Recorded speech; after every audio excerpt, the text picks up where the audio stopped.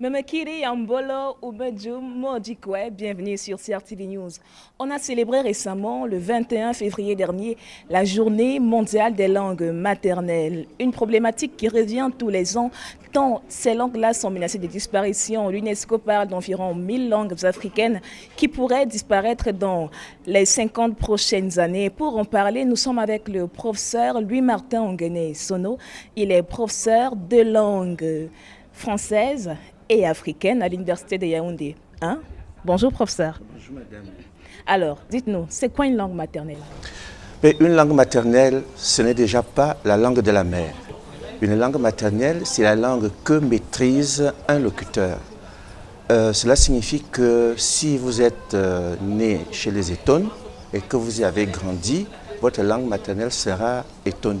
Si votre mère est Etone, et que votre mère et votre père sont Etones, et que vous soyez né en Chine, vous avez été élevé en Chine, votre langue maternelle sera le chinois.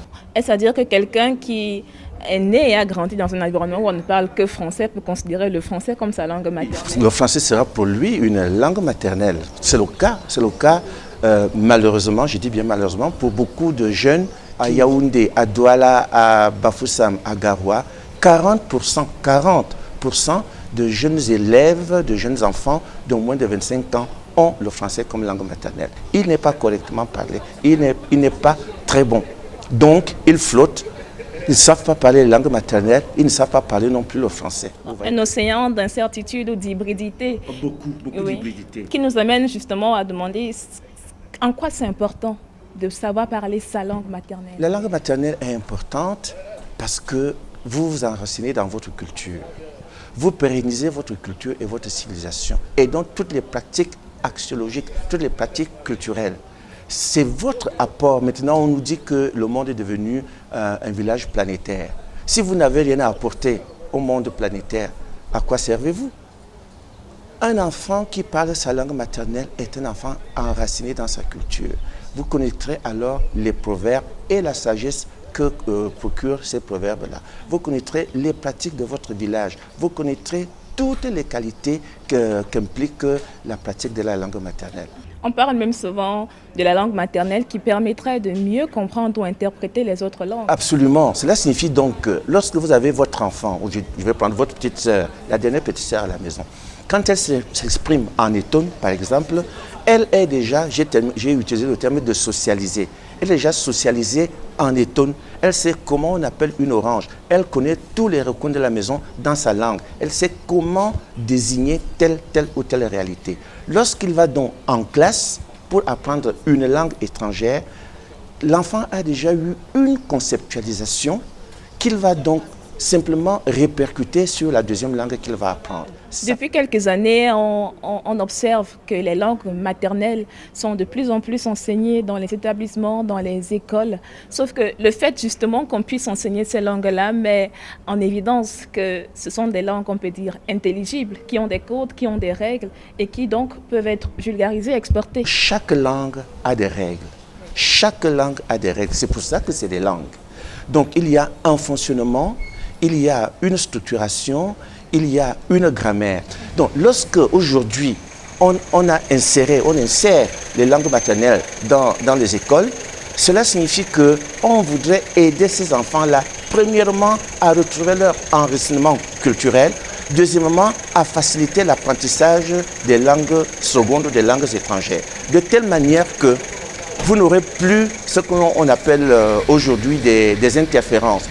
Cela signifie que vous ne pourrez pas dire « aide-moi avec 10 francs ». Justement, en 2017, vous avez écrit « Syntaxe de l'Ewondo contemporain ». Ça nous apprend aussi que les langues sont vivantes en fait, qu'elles se meuvent, qu'elles s'adaptent à la mondialisation qu'on considère souvent comme leur tueur. Tout à fait. Une langue est forcément évolutive. Si une langue n'évolue pas, si elle ne progresse pas, si elle ne change pas, elle va mourir. C'est le cas du latin, c'est le cas du grec qui n'ont pas voulu changer de règles. Or donc, l'évolution de l'Ewondo aujourd'hui nous montre qu'il y a eu des emprunts à beaucoup de langues. Il y a eu un changement de syntaxe. Cela signifie que l'agencement des mots n'est plus exactement le même qu'autrefois. On invoque souvent, par contre, la multiplicité des langues maternelles au Cameroun comme un frein au vivre ensemble. Ça a été utilisé comme un prétexte pour pouvoir asseoir la colonisation. Hein. La multiplicité des langues, je vous l'ai dit, c'est une richesse. Maintenant, on doit avoir ce que l'on appelle un aménagement linguistique. Cela signifie que les linguistes doivent chercher quelle est la langue qui est comprise par l'ensemble des populations. On appelle ça une lingua franca, c'est-à-dire une langue de très grande communication. Donc, lorsque le Cameroun a été réparti en grandes zones linguistiques, on en a trouvé 8.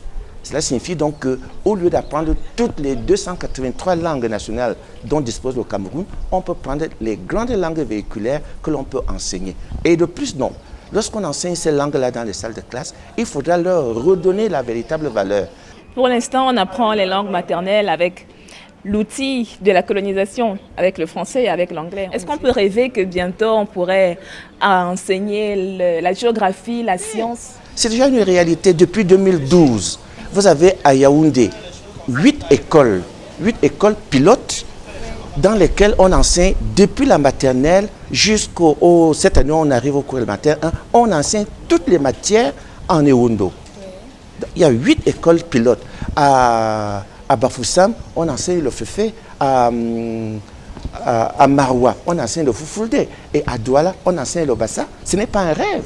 À la fin de cette année scolaire, il y aura une épreuve facultative de langue nationale, ce qui est déjà une très grande avancée. Donc l'enfant qui va présenter son BPC pourra choisir comme épreuve facultative une langue maternelle et ça commence à venir. Merci, professeur Oli Martin Ngagne pour cet entretien sur CRTV News. C'était l'invité du jour. Bonne journée.